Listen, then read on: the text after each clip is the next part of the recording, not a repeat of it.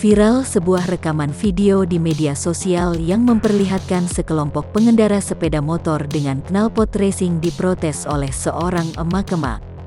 Dalam video yang diunggah ulang oleh akun Instagram @agusbenz4, Sabtu, tanggal 9 Oktober tahun 2021, nampak peristiwa tersebut terjadi saat malam hari.